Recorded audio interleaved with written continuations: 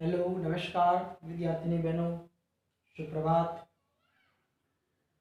આપણે તમારા હિન્દીના પાઠ્યપુસ્તકમાં પ્રકરણ એક પછી એક ગદ્ય પદ્ય જે ક્રમમાં આવતા જાય છે પ્રમાણે આપણે આગળ કરીએ છીએ। હવે એક નવો જ મુદ્દા ઉપર આજે આપણે વાત કરવી છે અને મુદ્દો છે કહાની લેખન। કહાની એટલે વાર્તા।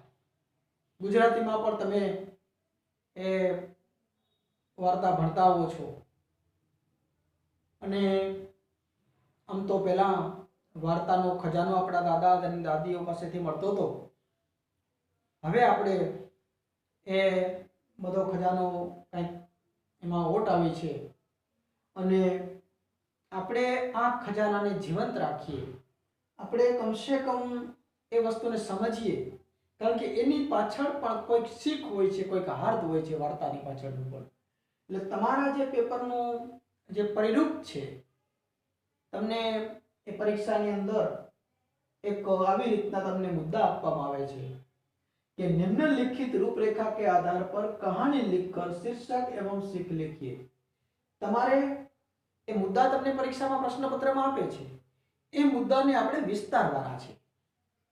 એ મુદ્દાને આપણે વિસ્તારવાના છે। એક મુદ્દો છે તો એની 3-4 લીટી થાય, કોઈ મુદ્દો એવો હોય કે એની 5-7 લીટી પણ થાય અને એ મુદ્દાને વિસ્તારીને આપણે આશરે 100-150 શબ્દોની મર્યાદામાં એક વાર્તા, એક કહાનીનું સર્જન કરવાનું છે।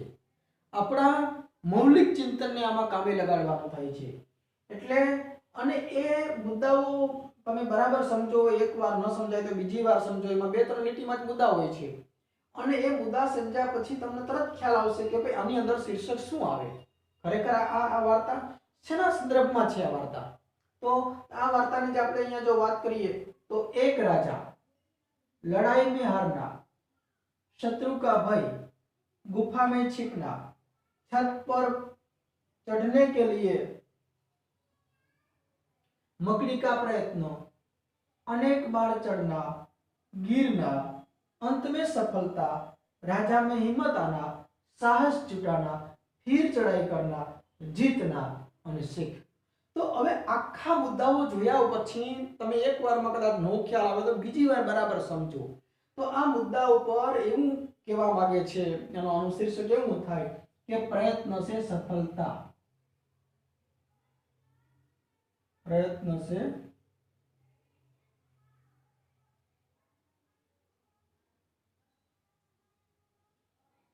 से सफलता। આવું આ ટાઇટલ આનું આવી શકે છે, પ્રયત્ન से सफलता।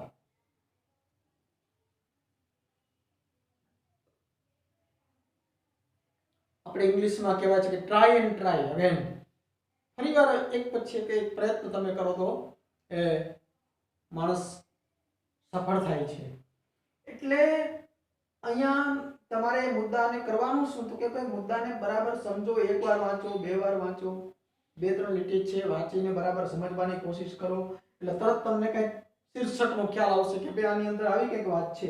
આમાં પ્રયત્ન દ્વારા સફળતા મળે એવું કહેવા માંગે છે। એટલે આનું શીર્ષક આવી ગયું પ્રયત્ન से सफलता, એટલે સીધો એક ગુણ તમને મળી જાય છે। એક ગુણ તો તમારો સીધો જ અહીંયા શીર્ષકનો મળી જાય અને છેલ્લે શીખ લખવાની છે કે આમાં આ વાર્તામાંથી શીખ શું મળે છે એ પછી જોઈએ છે। તો આપણે આમાં આપણે કલ્પના करवानी है कि भाई एक राज्य था, राज्य छोटा था। ये छोटा सा राज्य में एक राजा बहुत होशियार था, पराक्रमी था, लेकिन उसके पास सैन्य बल नहीं था। वे कमजोर, ये सैन्य बल की कमजोरी थी और इस कमजोरी का लाभ उठाकर अपने पड़ोसी राज्य वाले राजा ने उसके ऊपर एक बार चढ़ाई कर दी और चढ़ाई में उसकी जो कमजोरी देखता था, इस कमजोरी की वजह से ये राजा हार जाता है और उसका राज्य पड़ोसी राज्य के राजा के हवाले हो जाता है और ये राजा लड़ाई में हार गए। जो लड़ाई हुई वो लड़ाई में हार गए। और शत्रु का भय और भय लगने के कारण बीच में अंतरकलह हुआ, लड़ाई हुई, राज्य चला गया, शत्रु का भय लगने लगा और राजा निराश हो गया और मन ही मन उन्हें बहुत बड़ा सदमा पहुंचा, दुख पहुंचा और वे जंगल में, पहाड़ियों में ये चले गए। कोई गुफा थी बहुत बड़ी पत्थरों वाली, एक गुफा में जाकर वहां रहने लगा और कई दिनों तक वहां रहा और शत्रु का भय उसे सताता था और वहां ये देखते थे। कई बार उन्होंने देखा, गुफा में छिपा गया कि उसको कोई पता न चले और चारों ओर धमासान मचा गया कि कहाँ चला गया, उसके शोधने लगे और उसको मारने के लिए उसको कई कोशिशों हुई, लेकिन वे गुफा में दूर चले गए शत्रु का भय की वजह से और वहां कई दिनों तक छिपा कर रहे। तो वहां वह गुफा की छत पर एक मकड़ी એટલે મંકોડી, एक नानकड़ो जीव जंतु, ए मंकोड़ी कई बार ऊपर छत के ऊपर चढ़ने की कोशिश कर रही थी, प्रयत्न कर रही थी, लेकिन ये आगे जाती है और बाद में थक कर और पड़ जाते हैं, नीचे गिर जाते हैं। कई बार बार ये दृश्य राजा ने देखा कि एक छोटा जीव, राजा ने गौर से ध्यानपूर्वक उन्होंने देखा कि एक छोटा जीव कई बार प्रयत्न करते हैं, आगे जाती है और गिर जाती है, इजा पहुंचती है, फिर वापस अपनी कोशिश, अपना प्रयत्न जारी रखती है। ये मकड़ी ने बार बार कोशिश की, बार बार प्रयत्न किया, पर छत के ऊपर चढ़ने के लिए એટલે अनेक बार चढ़ना और अनेक बार गिरना, कई बार ये कोशिश हुई। अंत में कई प्रयत्नों के बाद, कई ज्यादा मेहनत के बाद वे अपना ये कार्य में, छत के ऊपर चढ़ने में कामयाब हुई, सफल हुई। उसकी कोशिश आज पूरी तरह से सफल हुई, उसका प्रयत्न को उसका बल मिला और अंत में ये सफल हुई। ये दृश्य राजा ने देखा कि एक जो छोटा सा जीव कई बार ये प्रयत्न अपना जारी रखता है, गिरने से भी अपना प्रयत्न छोड़ता नहीं, सदमा पहुंचता है, ठेस पहुंचती है, दुख पहुंचता है, रक्त निकलता है, लेकिन ये जीव, ये जंतु ये कई बार प्रयत्न के ऊपर प्रयत्न ये जारी रखते हैं और बाद में उन्हें सफलता मिलती है। तो राजा ने मन ही मन ये संदेश मिला, ये सीख मिली कि मैं, एक जो जंतु ऐसा करता है और सफल बनते हैं, तो मैं ऐसा क्यों ना करूं। मैं एक बार हार गया तो क्या हो गया, और दूसरी बार कोशिश करूं, तीसरी बार कोशिश करूं, एक बार मैं जरूर शत्रु राज्य को परास्त करूंगा और मेरा राज्य तो मैं ले लूंगा और उनके राज्य को भी मेरे राज्य के साथ जोड़ दूंगा। उसने मनोमनी संकल्प किया और एक जंतु की कहानी, एक जंतु, एक जीव, एक मंकोड़ी के दृश्य से उन्हें प्रेरणा मिली। उन्होंने ज्ञान हुआ कि मैं तो एक राजा हूं, एक मानव हूं, मैं ऐसा नहीं कर सकता हूं।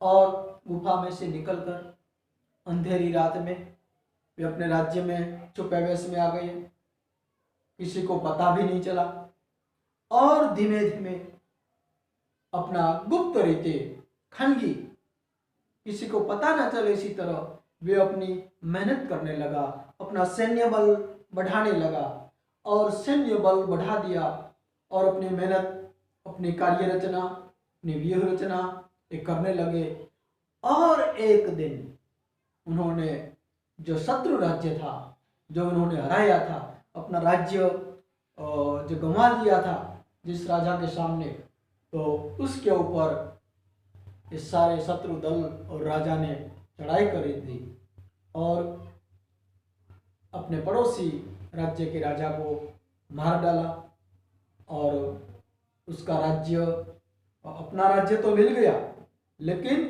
उनके राज्य भी उसको इसके साथ जोड़ दिया, मिल गया। और बचे हुए जो सैनिक हैं वह भी दुम दबाकर भाग गए। અને ટૂંકમાં એમને આમ કાર્ય સફળતા મળે છે। એક મંકોડીમાંથી પ્રેરણા મળીને એમણે આવી સફળતા મેળવી છે। તમે બરાબર સમજો। અને એટલે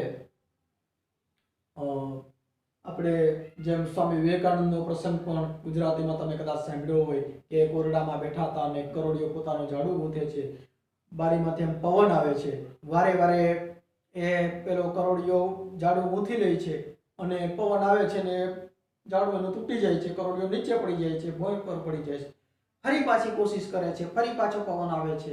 એ પણ આના જેવી જ એક વાર્તા છે। એવું પણ તમને એ રીતનું પણ પૂછી શકાય। બધાનો સાર એક જ છે। એટલે આવી રીતે આમાંથી આપણને છેલ્લે શીખ આમ અલગ કરીને લખી નાખવાનું થાય છે। શીખ આમ अलग કરીને લખો तो लेखक यहाँ यह बताना चाहता है कि जो एक छोटे छोटे जंतु में से भी हमें कई जीवन जीने की प्रेरणा मिलती है, तो हमें जीवन में कभी निराश न हुए, कभी अपना प्रयत्न नहीं छोड़िए और निष्फलता से नहीं डरिए, और जो निष्फल हुए तो बार बार प्रयत्न करके हमें एक दिन जरूर मंकोड़ी की तरफ सफल होंगे, कामयाब होंगे। એટલે એ રીતે આપણે પણ બીજામાંથી પ્રેરણા મેળવી અને આપણે સફળતા માટેની કોશિશ આપણી ચાલુ રાખવી જોઈએ। નિષ્ફળતામાંથી જ આપણને સફળતા મળે છે। ટૂંકમાં આવી એક શીખ મળે છે। એટલે આમ આવી રીતે આપણે શીર્ષક, શીખ અને બાકી આ મુદ્દાઓને તમે વિસ્તારતા જાઓ, મુદ્દાઓ વિસ્તારો, એમ આખા પેરેગ્રાફ પડતા જાઓ। ક્યાંક 2 લીટીનો પેરેગ્રાફ પણ આવે, ક્યાંક 4 લીટીનો પણ આવે, ક્યાંક 6 લીટીનો પણ પેરેગ્રાફ થાય અને આમ એક સરસ 150 શબ્દોની એક વાર્તા તૈયાર થઈ જાય તો સારામાં સારો તમને એક મુદ્દો કમ્પ્લીટ થઈ જાય લેખન વિભાગમાં આપણો 4 ગુણનો। એટલે આવી એક વાર્તા તમને પૂછાતી જ હોય છે, મુદ્દાઓ આપેલા હોય છે અને એ આપણા પરિલોકમાં પણ છે। એટલે આપણે અત્યાર સુધી આ વાર્તાનો પહેલી વખત જ આ મુદ્દો લીધો છે અને એક તમને હું વાર્તા હોમવર્કમાં આપું છું એ પીડીએફ ફાઇલમાં। એ વાર્તા, આ વાર્તા પણ તમે મેં મૌલિક આખી તમને સમજાવી દીધી છે। તમે આ વાર્તા પણ તમારી બુકમાં ઉતારી લો અને એક બીજી હવે તમારી જાતે સ્વપ્રયત્ન માટે જાતે કરવાની છે। એ વાર્તાને પણ તમે ઉતારી લ્યો। એટલે 2 વાર્તાઓ આપણી પાસે તમારી હિન્દીની પાકી બુકમાં 2 વાર્તા, એક પ્રયત્ન છે સફળતા અને શીખ નાખી તમને સમજાવી દીધી છે અને બીજી એક વાર્તા હું તમને આપું છું મુદ્દાઓ અને મુદ્દાઓને વિસ્તારીને અને જે થોડું વિચારશો એટલે વાર્તા કોઈ અઘરો મુદ્દો છે જ નહીં, આમાં સારા માર્ક્સ આવે એવું છે। અને બાકી એક પત્ર લેખન આવે છે, આપણે આગળ પત્રની પણ ચર્ચા કરી હતી। એટલે આ એક નવો જ મુદ્દો ટૂંકમાં આપણે અહીંયા એક સાથે 2 વાર્તા, એક વાર્તા મેં તમને સમજાવી છે અને એના આધારે બીજી વાર્તાના મુદ્દા હું આપું છું અને એ 2 વાર્તાઓ તમારી પાકી બુકમાં કમ્પ્લીટ થઈ જવી જોઈએ। આવતીકાલે પીડીએફ ફાઇલમાં તમારે મને આ વાર્તા તમારે પાકી બુકમાં ઉતારી જ લ્યો અને જે હું મુદ્દાઓ આપું છું એ એક વાર્તા તમે મને આવતીકાલે પીડીએફ ફાઇલમાં મોકલશો। બધા એક જ સાથે બધા એક વાર્તા જો તમને કહું છું અત્યારે મોકલવાની। આ વાર્તા તમારે મેં સમજાવી દીધી છે એટલે આને તમે ન મોકલો, આ તમારી નોટમાં ઉતારી લ્યો અને એક વાર્તા જે તમને મુદ્દાઓ આપું છું એ વાર્તા તમે મને ખાસ આવતીકાલે પીડીએફ ફાઇલ બધા એક સાથે મોકલી દો એટલે તમારું ક્લિયર થઈ જાય, સમજાઈ જાય કે તમને બધાને સમજાઈ ગયું છે, આવડી જાય એમ છે અને આપણા ગુણ અંક્ય થાય એમ છે। તો હું આશા કરું છું કે આ બધા જ એક સાથે માત્ર 10 મિનિટ બેસવાનું છે, તમે આ વસ્તુને બરાબર સમજી લ્યો અને એક વાર્તા લખી નાખો એટલે આપણો એક મુદ્દો 4 ગુણો સીધો નીકળે છે। બરાબર? તો સૌ એનું પાડો અને આ વાર્તા આવતીકાલે લખીને એક સાથે મોકલી દો।